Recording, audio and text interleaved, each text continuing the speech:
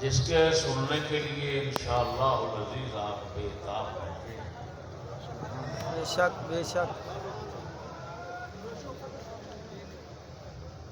اس کا عنوان ہے، موضوع کا نام ہے قرارداد مقاصد پر تبصرہ۔ ہائے ہائے ہائے، سبحان اللہ، زندہ باد۔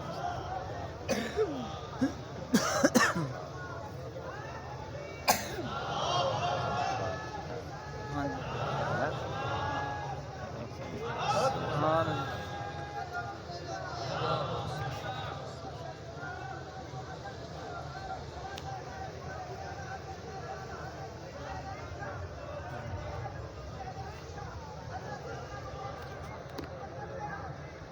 زندہ باد، زندہ باد، زندہ باد، زندہ باد۔ میرے دوستوں،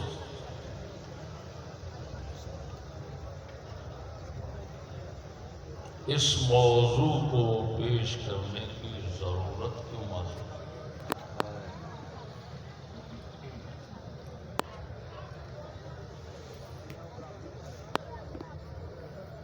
ہم جب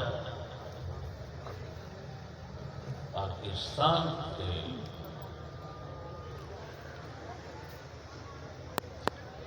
لاوی نظام کی کل یا جز پر کوئی انکار کرتے ہیں، اس کی مذمت کرتے ہیں اور اسلام کا حکم بتاتے ہیں، تو حکومت اور بعض عوامی حلقوں اور جماعتوں کی طرف سے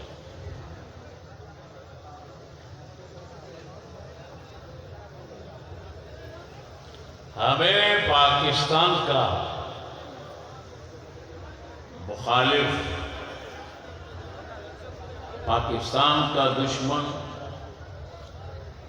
اور اس طرح کے دیگر القابات سے یاد کیا جاتا ہے اور کہا جاتا ہے کہ یہ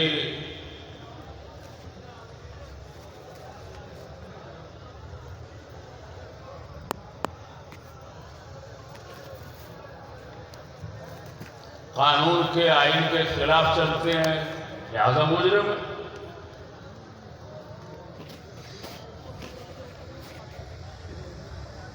تو میرے اس موضوع میں سبحان اللہ۔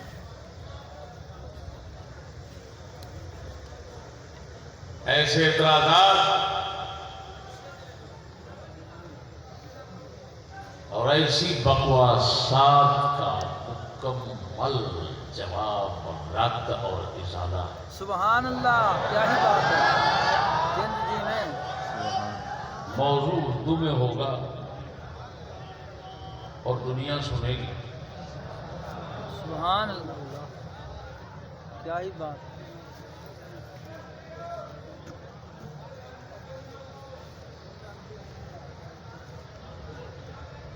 بہت بنیاد کو لے کر بیٹھا ہوں،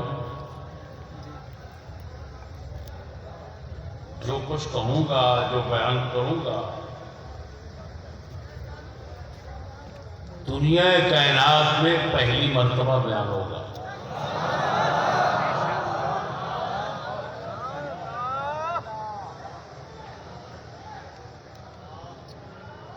ایسی باریکیوں کو ہاتھ لگانے کی کسی کو توفیق نصیب نہیں ہوئی ہوگی۔ بے شک۔ آپ کی آمد کا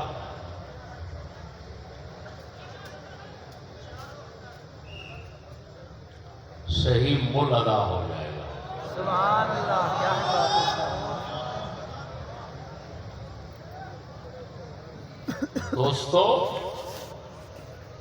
ابتدائی بات کرتا ہوں، قرارداد مقاصد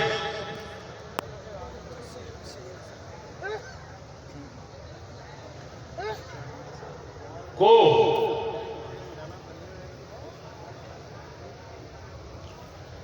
پاکستان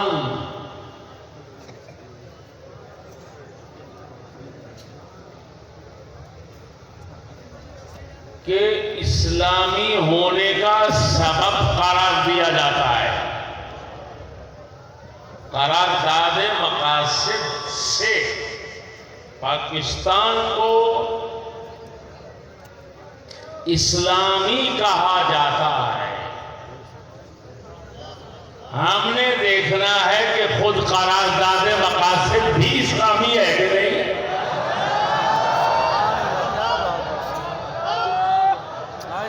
زندہ باد۔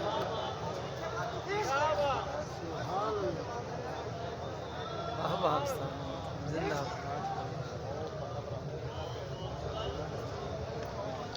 اور جو میں بیان کرنا چاہتا ہوں اور قرارداد مقاصد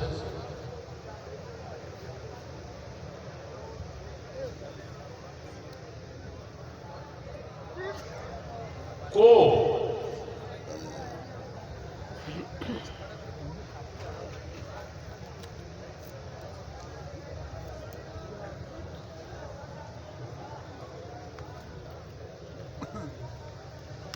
تنقید کا نشانہ بنانا چاہ رہا ہوں۔ یہ مجھے پاکستان کے آئین نے حق دیا ہے۔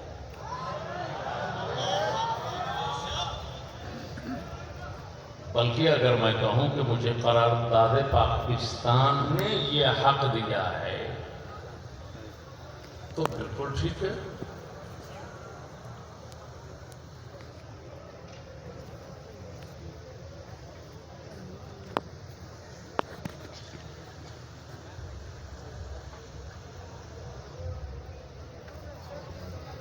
کیونکہ یہ پاکستان کے آئین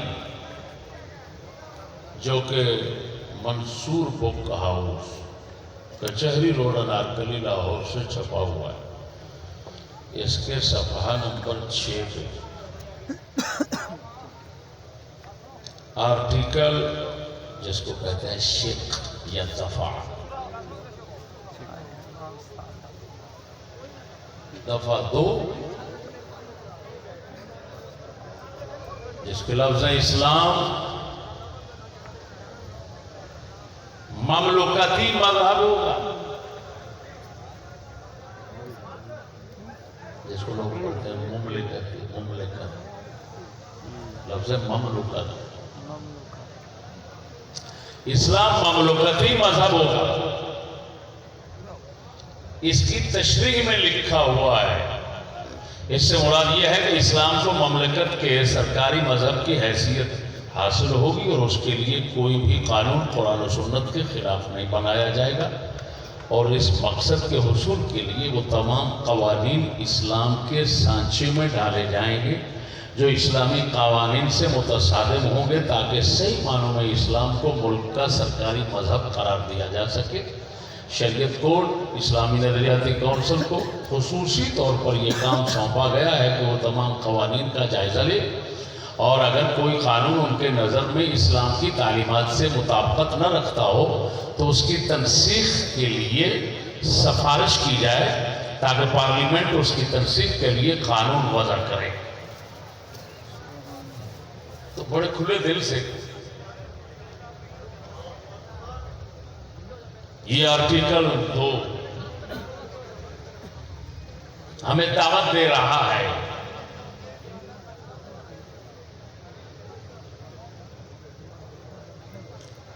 پاکستانی قانون پر تنقید کرنے اور اس پر تبصرہ کرنے کی،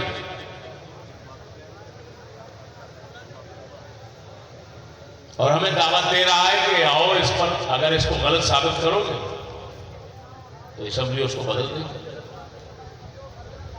تو بھائی جب وہ ہمیں حق دے رہے ہیں بولنے کا تو ہمارا بولنا تو بالکل آئین کے مطابق ہوگا نا۔ سبحان اللہ۔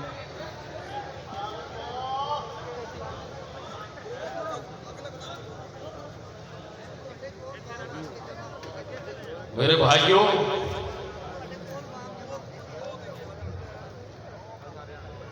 سب سے پہلے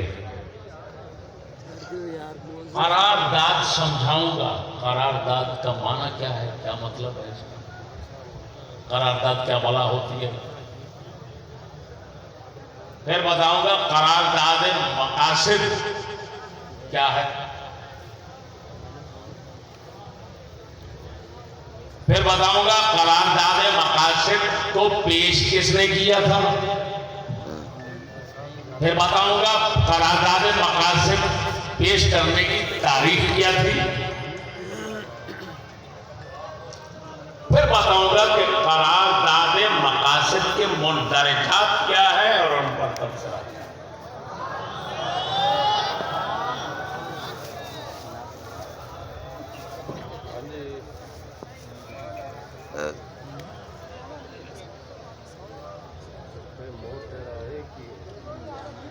اور میں مسلح اور غیر مسلح حکومت سے کہوں گا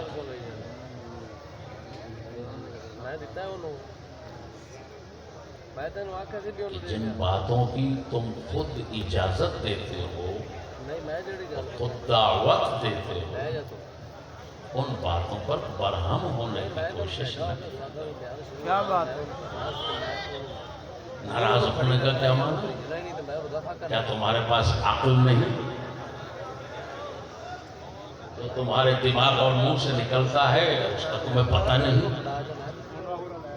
کیا تمہارے آئین اور قانون میں جو کچھ لکھا ہوا ہے اس کی تمہیں کوئی خبر نہیں؟ اگر خبر ہے تو خبردار رہو، جگر تگڑا کرو،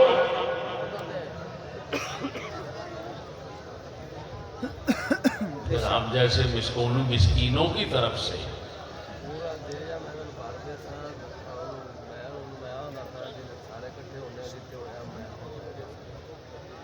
جب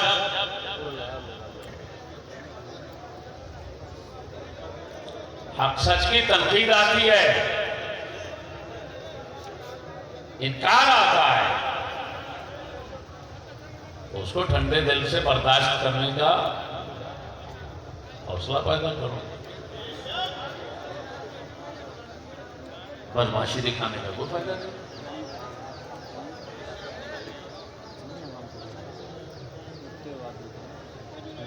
میرے دوستو،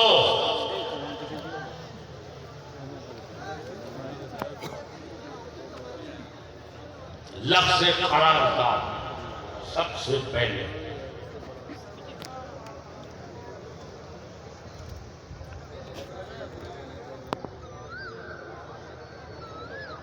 قرارداد یہ فارسی لفظ ہے۔ کس زبان کا لفظ ہے؟ فارسی زبان کا۔ یہ اصل میں ہے دادائے قرار۔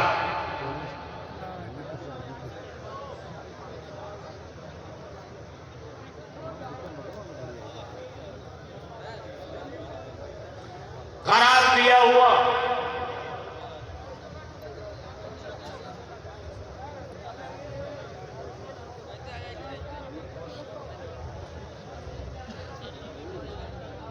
قرارداد یہ لفظی معنی ہو گیا۔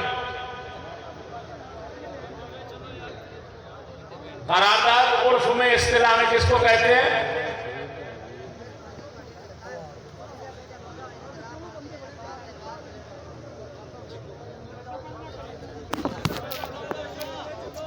کسی بھی مسئلے پر لوگوں کی رائے لینے کے بعد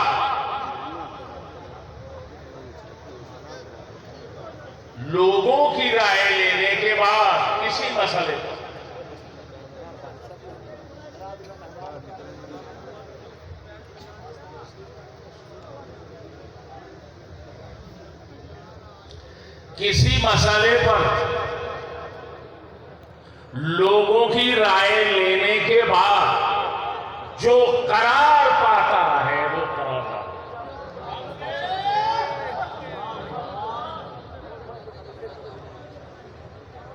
قرارداد میں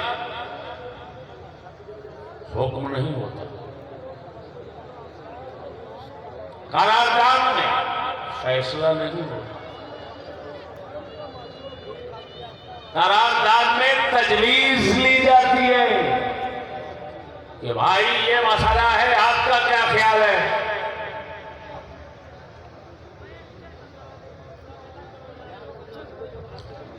اگلوں کو اختیار ہے رد کر دیں، اگلوں کو اختیار ہے قبول کر لیں۔ اگر قبول کر لی تو قرارداد پاس ہو گئی، رد کر دی تو قرارداد رد ہو گئی۔ اس کا مطلب ہے جس کو قرارداد کہو گے وہ رد بھی ہو سکتی ہے، قبول بھی ہو سکتی ہے۔ رد اور قبول دونوں کا محل بننے کی اس میں صلاحیت ہوتی ہے قرارداد۔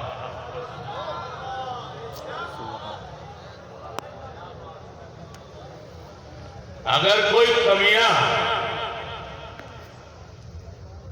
جو میں معنی بتا رہا ہوں اس معنی کا انکاری بنتا ہے تو پھر اس کے ساتھ ہمارا کوئی کلام کرنے کا حق نہیں بنتا۔ کیوں؟ وہ بیچارہ بیوقوف پاگل ہے، وہ مخاطب ہونے کا اہل ہی نہیں کہ اس سے کوئی صاحب علم بندہ کوئی بات کرے۔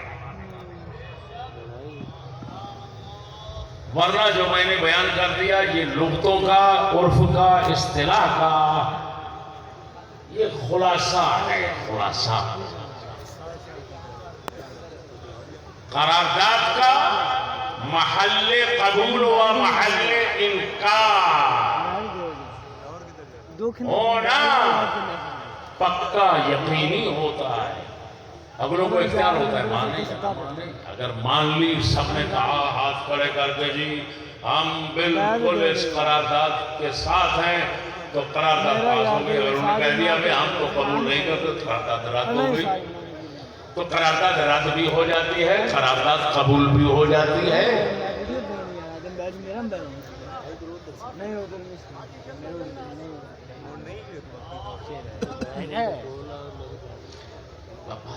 بندہ سے میں نے پکڑایا بس۔ مسلمان ہونے کے لیے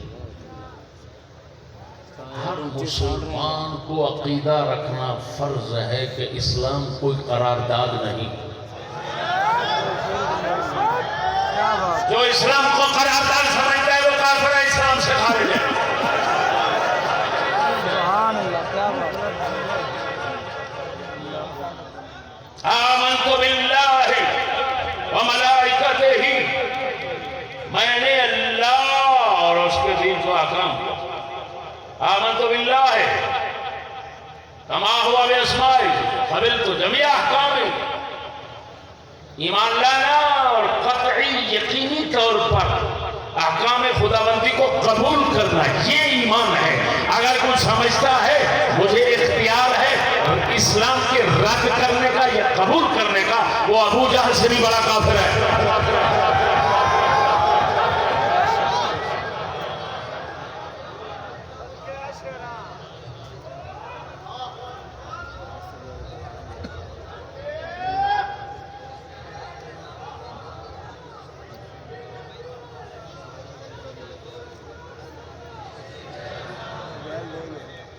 اور میں حکومت والوں سے کہتا ہوں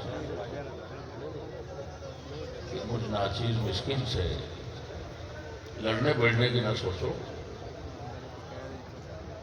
مجھ مسکین کے ساتھ علمی میدان لگانے کی سوچو۔ ہمارے پاس تو مولوی بھی بہت ہیں، ڈاکٹر سکالر پروفیسر بھی بہت ہیں، یورپ کے ہیں، ادھر کے ہیں، ادھر کے ہیں۔ ایمان سے کہتا ہوں، میں بڑے کھلے دل سے حکومت کو چیلنج کر رہا ہوں کہ اگر تمہارے اندر کوئی سلیقہ طریقہ ہے تو میدان رکھ لو، ناچیز مناظرے کے لیے حاضر ہے۔ سبحان اللہ، کیا بات ہے استاد محترم، زندہ باد۔ جی میں کسی ٹٹو ٹہرے سے ناچیز مناظرہ کیا کرے گا؟ ادھر تو بات کرنی ہے تو پوری دنیا کی بات کرو۔ عرب والے آ جائیں، جس طرف جس جس علاقے کے مرضی آ جائے انشاءاللہ العزیز ان کا گھر پورا کر کے بھیجوں گا. کیا بات ہے، سبحان اللہ.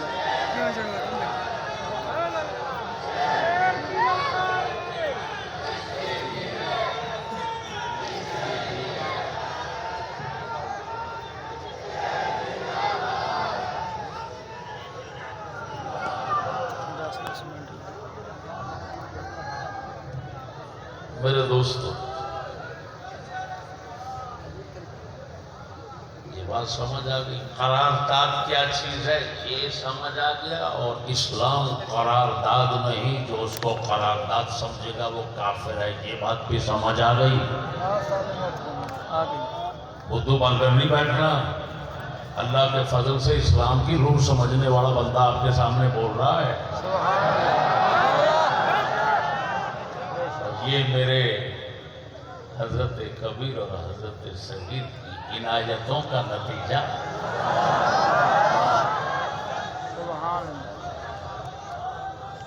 ورنہ مندانم من آنم کے مندانم. دوستو، اس کے بعد قرارداد مقاصد کس نے پیش کی پاکستان بننے کے بعد؟ وزیر اعظم نوابزادہ لیاقت خان. وزیر اعظم نوابزادہ لیاقت خان نے یہ قرار پیش کرنے والے کا نام آ گیا. کس تاریخ کو پیش ہوئی؟ کس تاریخ کو پیش ہوئی؟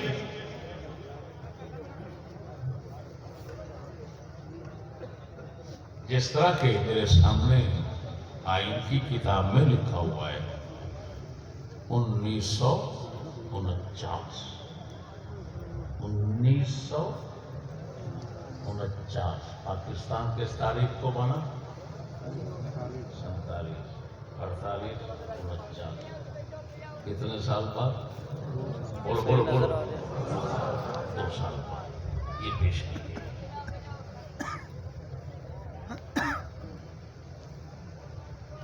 اللہ اکبر. بات سمجھنا میرے بھائیوں.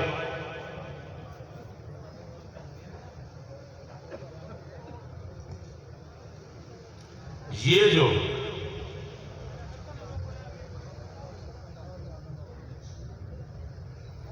قرارداد پیش ہوئی،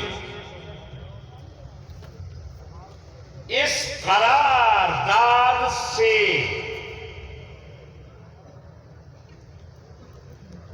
اسلام کو کیا فائدہ پہنچا؟ مسلمانوں کو کیا فائدہ پہنچا؟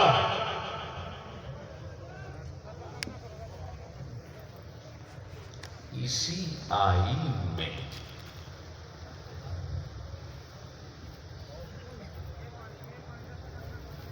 لکھے ہوئے اس بیان کو پیش کرتا ہوں جو بیان صدر پاکستان جنرل ضیاء الحق کا ہے.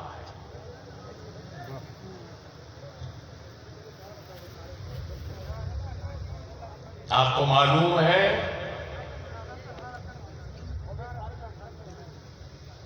جنرل ضیاء الحق نے حدود آرڈیننس بنائے تھے،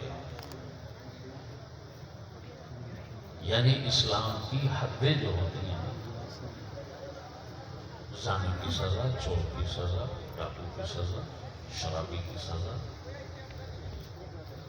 یہ حدود کا ایک آرڈیننس اس نے بنا کر پاکستان میں جاری کرنا چاہا.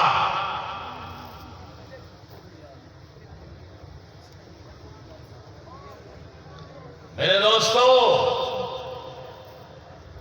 اس سکولی طبقے میں اسلام کے ساتھ جو لاحقے اور سابقے لگتے ہیں نا، ذرا ان پر بھی غور کرنا چاہیے۔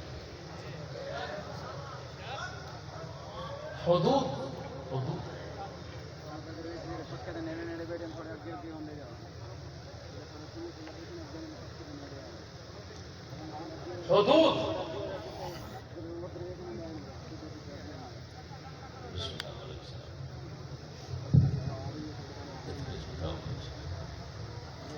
توجہ ہے،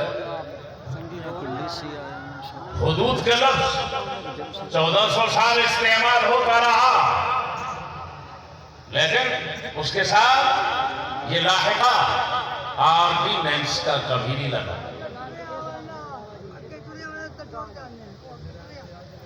جنرل ضیاء کے دور میں حدود کو آرڈیننس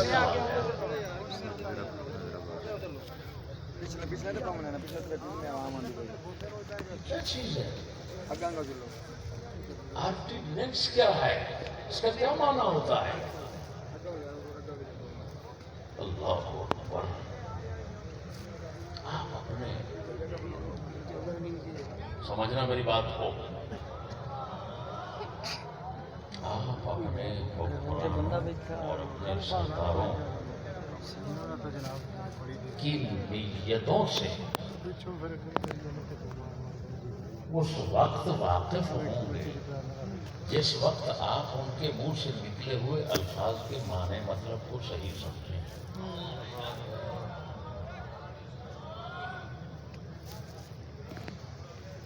آرڈیننس کا معنی شاہجی اللہ، آرڈیننس کا معنی ہوتا ہے وقتی۔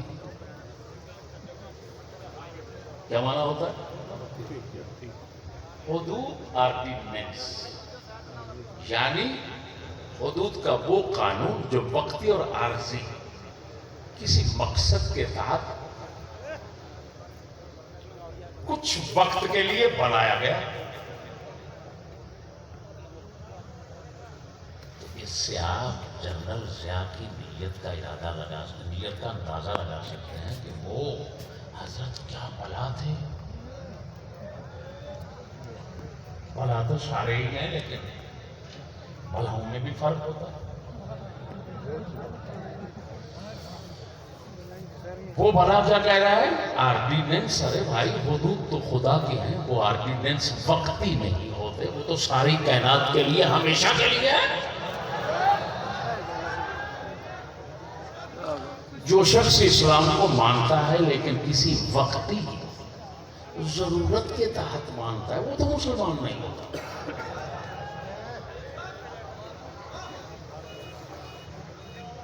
مسلمان تو اسلام کو اتنا لمبی مدت کے لیے مانتا ہے، وہ کہتا ہے ساری دنیا میں جتنا دیر زندگی ہے، اس زندگی میں بھی مانتا ہوں میرے لیے ضروری ہے، مروں گا تو قبر میں بھی اسلام ضروری ہے، اور اٹھوں گا تو پھر حشر میں بھی میرا ساتھ ہے، اس کا ضروری ہے۔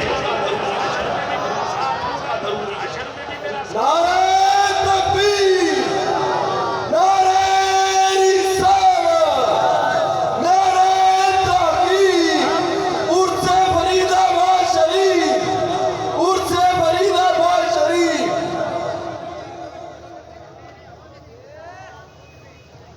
کملے سمجھ رہے ہو بات کو؟ تمہیں کیا معلوم علم کہاں ہے؟ سکولی کو کیا پتا علم کیا ہوتا ہے؟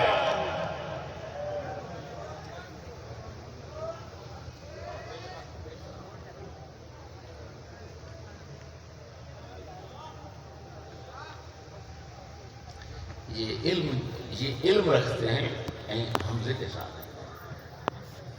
علم نہیں رکھتے۔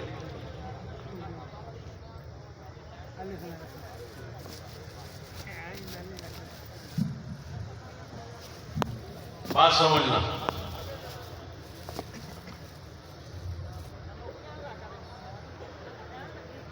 جنرل ضیاء کا بیان سنا دو۔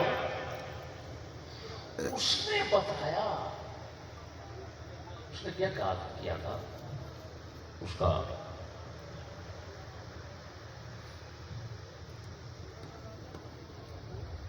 حوالہ دیتا ہوں، سات صفحے پر لکھا ہوا ہے، صدر پاکستان نے 2 مارچ 1985 کو دستور پاکستان میں ترمیم کی اور دفعہ 2 الف کا اضافہ کیا گیا۔ اس دفعہ کے مطابق قرارداد مقاصد کو آئین کا حصہ قرار دیا گیا۔ قرارداد مقاصد پیش کس نے کی تھی؟ نواب لیاقت خان نے، بات سمجھنا، 49 میں، لیکن وہ آئین کا باقاعدہ حصہ نہ بن سکے، یعنی ہماری سی بات تھی جس کی کوئی حیثیت اتنا نہیں تھی۔ اس کی حیثیت بنائی جنرل ضیاء نے، اس نے ایک ترمیمی دفعہ زیادہ کی، اس کو کہتے ہیں آرٹیکل 2 الف۔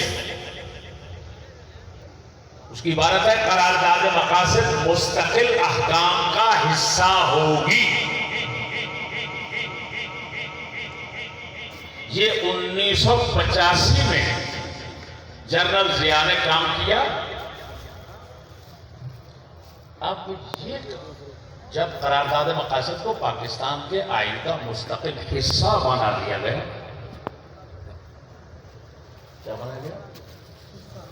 مستقل حصہ جب بنا دیا گیا جنرل ضیاء کی طرف سے، تو مستقل حصہ بنانے کے بعد قرارداد مقاصد سے جو فائدہ حاصل